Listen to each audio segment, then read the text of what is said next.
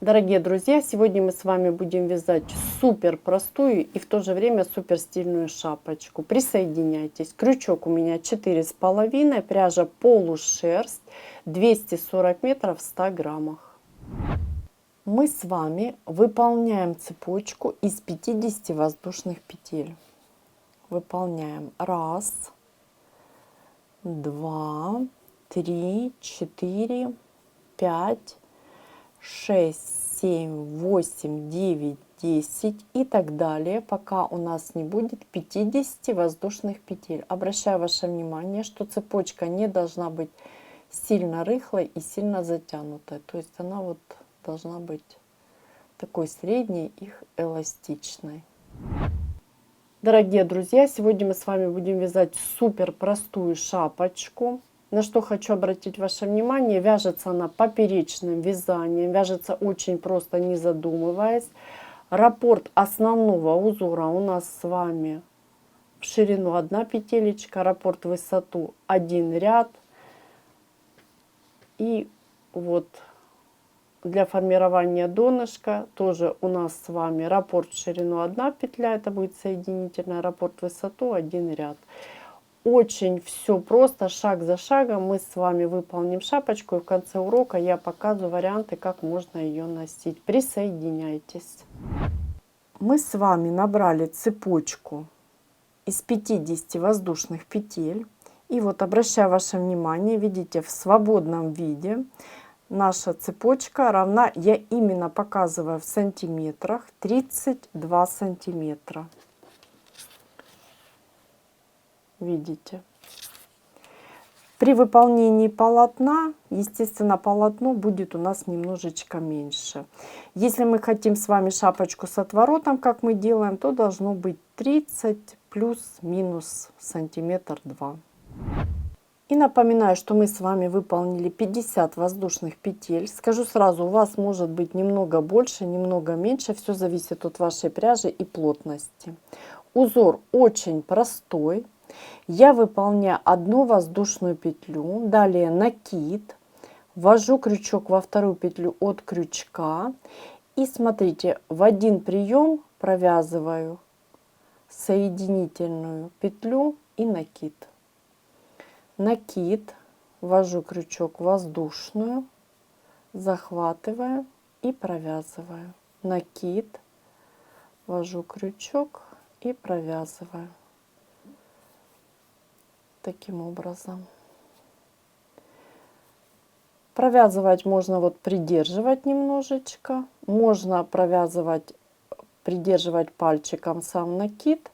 И далее вот таким образом немного разворачивать крючок. Выполняйте как вам удобно. Я выполняю и так, и так. Итак, мы с вами провязываем 45 наших соединительных с накидом, которые выполняются в один прием. Вот таким образом. Как мы с вами договаривались, выполнили 45 наших соединительных столбиков. И вот смотрите, 45 столбик я отметила маркером. Можете отмечать, можете нет. Это последний именно такой столбик. Далее мы выполняем, вот у нас осталось 5 воздушных петель. Мы просто выполняем с вами соединительные. Вот таким образом. 1, 2, 3, 4, 5. И для того, чтобы не считать каждый раз по 5, то есть не проверять себя, я зафиксировала последний столбик вот этого узора маркером. Можете фиксировать маркером, можете нет. Все зависит от вас. Далее я выполняю воздушную работу, разворачиваю. Разворачивать будем с вами всегда в одном направлении.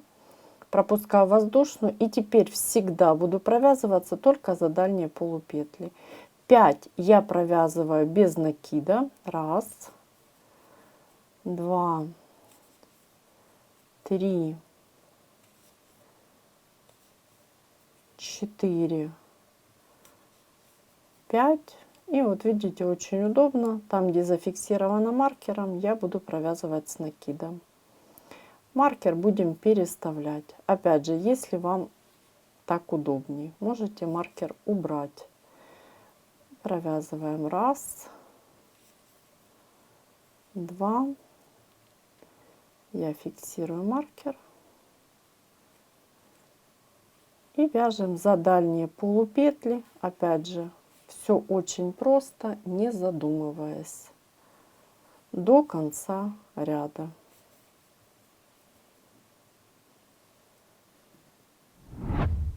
Мы завершаем выполнение нашего ряда. Смотрите, я провязываю последний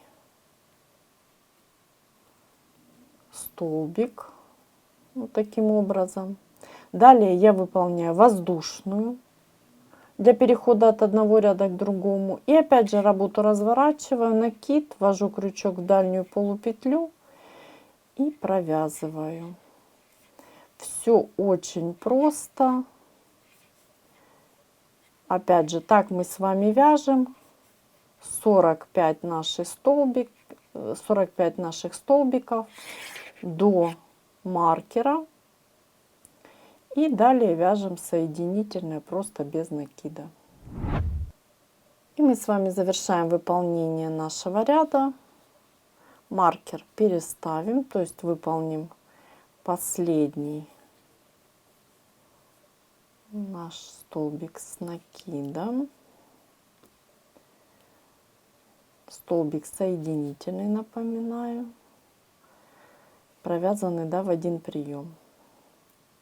Далее 1, 2, 3, 4, 5. Воздушную работу разворачиваем. И так мы с вами опять, видите, выполняем 5 соединительных. И так далее. Мы с вами так выполняем наше полотно на необходимую нам высоту. Полотно получается двустороннее. И вяжется очень просто, легко. И видите, такое воздушное объемное полотно получается. Мы с вами выполнили наше полотно. Вот такое оно объемное получилось. Двустороннее. Одинаково узор смотрится как с одной, так и с другой стороны. Достаточно большое. И я полотно складываю пополам, для того, чтобы нам удобнее было посмотреть размеры наши с вами. Смотрим. У нас получилось, видите, 30 сантиметров. И ширина нашего полотна. Ширину полотна вы будете определять примеркой. Все зависит от вашей плотности и, естественно, от вашего желания. Кто-то любит, чтобы шапочка сидела поплотнее, кто-то нет. И обязательно учитывайте, что она у вас будет с отворотом. Можно один отворот сделать, можно два. Опять же, все зависит от вашего желания. В свободном виде, давайте поправим, у нас ширина получилась. Напоминаю, я сложила пополам. Получилось 23 сантиметра. Это значит, полотно у нас 46 сантиметров получилось. Опять же, вы будете определять примеркой. И теперь посмотрим, как мы будем соединять наше полотно. Обращаю ваше внимание, что рабочая петля, видите, внизу полотна. Вот находится рабочая нить и петля. Мы начинаем с вами выполнять наше соединение. Смотрите, я выполняю воздушную. Далее работу разворачиваю. И нить, вот видите, она как бы у меня вниз уходит. Вот таким образом. Нам с вами нужно сделать такое соединение, чтобы оно красиво смотрелось с одной и с другой стороны. И шапочка, поскольку она у нас с вами с отворотом, аккуратненько и красиво наш отворот смотрелся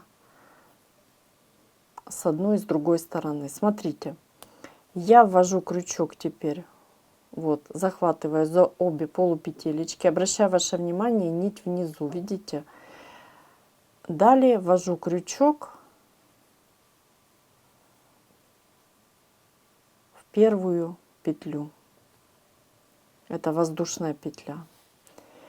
И вот таким образом захватываю я все петли и выполняю соединительную. Нить опять остается у меня внизу. Далее опять 2 петли, воздушная, захватываю и провязываю. Видите, далее опять ввожу крючок, не затягиваем, должно быть аккуратненько и в то же время не затянуто. И через все петли опять ввожу крючок, далее воздушную и провязываю. Опять 2 петли столбика, да, воздушные с другой стороны полотна и провязываю. И вот видите, уже хорошо видно наше соединение. Поправим. Хорошо видно с этой стороны аккуратненько. И хорошо и красиво, аккуратно видите и с другой стороны. Практически не видно. Так вы будете выполнять до конца полотна. И посмотрим, что у нас получилось. Одежда 383, дубль 10, длина, проверь нумерацию. Мы с вами выполнили красивое, аккуратное соединение. Вот видите. И учитывая, что моя шапочка будет с отворотом, ну, вы можете один отворот сделать большой, да, можно 2 отворота сделать. Все зависит, опять же, от вашего желания. Видите, абсолютно не видно соединения с этой стороны.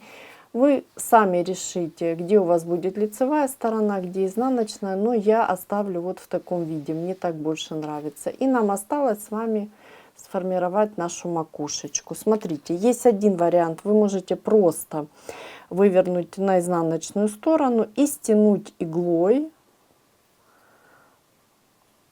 наше отверстие. Но я выполню еще ряд столбиков без накида. И я повторюсь, после того, как мы выполнили соединение, я еще хочу выполнить ряд столбиков без накида. Смотрите, у меня крючок рабочий был 4,5. В этом случае я беру крючок номер 3, то есть более тонкий крючок. Вы можете взять, вот я показываю, видите, можете взять крючок, допустим, 3,5, 2,5. Все зависит от вас, здесь это не имеет значения. И что мы дальше с вами делаем? Я выполняю воздушную петелечку вот таким образом. Далее, смотрите, вот мои 2 петли, вот таким образом я буду захватываться. И буду провязывать столбик, 3 столбика без накида с общей вершинкой. Первый незавершенный столбик, далее опять я захватываю 2 нити. Второй, видите, как красиво, аккуратненько получается. И 3 столбик. Хорошо подтягиваем и выполняем общую вершинку.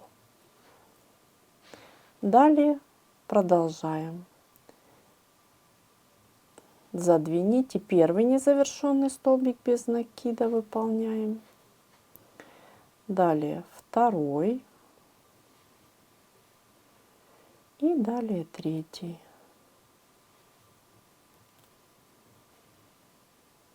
И опять же общая вершинка. И подтягиваем. Вот видите, у нас как красиво с вами аккуратненько получается. Так мы с вами выполняем до конца нашего ряда. Вот такое у нас маленькое совсем отверстие с вами получилось. Я завершаю выполнение кругового ряда. Смотрите, пропускаю воздушную петелечку и ввожу крючок в вершинку наших столбиков провязанных, да, с общей вершинкой, подтягиваю. В конце я провязала 2 столбика с общей вершинкой, так у меня по расчетам получилось. И теперь смотрите, я еще выполню один ряд, я выполняю воздушную, хорошо подтягиваю. И теперь смотрите, буду провязывать по 2 столбика с общей вершинкой. Но столбик буду провязывать не в вершинку, а смотрите, вот вершинка, и буду еще нить одного столбика захватывать, чтобы у меня просто не было дырочки большой. Опять смотрите, вот вершинка, и как бы стенку, да, одного столбика захватываем. Вот таким образом. И подтягиваем хорошо, выполняем общую вершинку.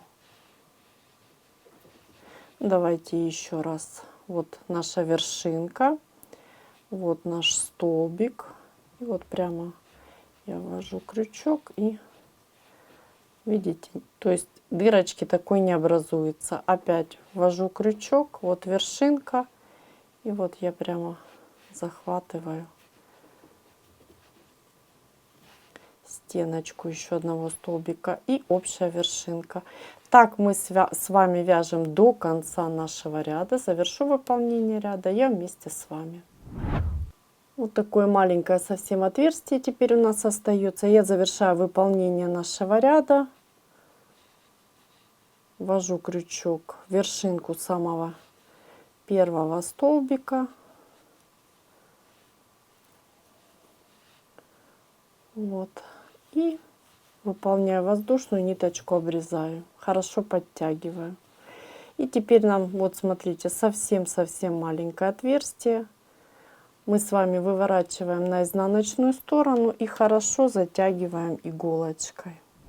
Я вывернула шапочку на изнаночную сторону и еще раз хочу показать. Вот смотрите, вот наше соединение. Видите, его вообще не видно. То есть, повторюсь, вы можете эту сторону сделать лицевой. Все зависит от вас, и тогда отворот ваш будет смотреться вот таким образом. Ну, то есть вот так. Все зависит от вашего желания. Еще раз показываю, это изнаночная сторона. Видите, вот наше соединение, и у меня иголочка, ниточки мы с вами ненужные уберем. После того, как решим, где у нас с вами изнаночная, где лицевая сторона, каждая определяется для себя. И вот теперь смотрите, я по вершинкам столбика вот таким образом прошиваю. Я выполню буквально пару швов, далее вы сделаете самостоятельно. Вот таким образом прошиваю. Поскольку отверстие очень маленькое, я буквально делаю несколько стежков и потом хорошо стягиваю вот таким образом. Вот видите, то есть вообще у нас не остается с вами никакого отверстия. Можете еще несколько раз прошить. Я всегда так делаю, то есть я еще несколько раз прошиваю и хорошо стягиваю. Ниточки убираем и смотрим, выворачиваем, не забываем нашу шапочку на лицевую сторону и смотрим, что у нас с вами получилось. Вот такое красивое аккуратное донышко у нас с вами получилось, плотненькое. И теперь смотрите, поскольку наша шапочка очень эластичная, можно ее носить вот таким образом. Можно носить с одним отворотом. То есть она тоже будет у вас с напуском немножко. И можно носить с 2 отворотами. Это будет классика. То есть будет вот такая шапочка, прекрасно смотреться, аккуратненько и тепленько и эластично, да. Хорошо, комфортно будет сидеть на голове. Давайте посмотрим размеры нашей шапочки. Так, смотрите, в свободном виде, опять же, не растянутом, у нас ширина 23 сантиметра, Ну и, конечно же, тянется она, видите, да, до 30 сантиметров. И высота у нас получилась 30 сантиметров. Вот 30 сантиметров. Опять же, все зависит от цепочки, которую вы наберете, и от вашего желания.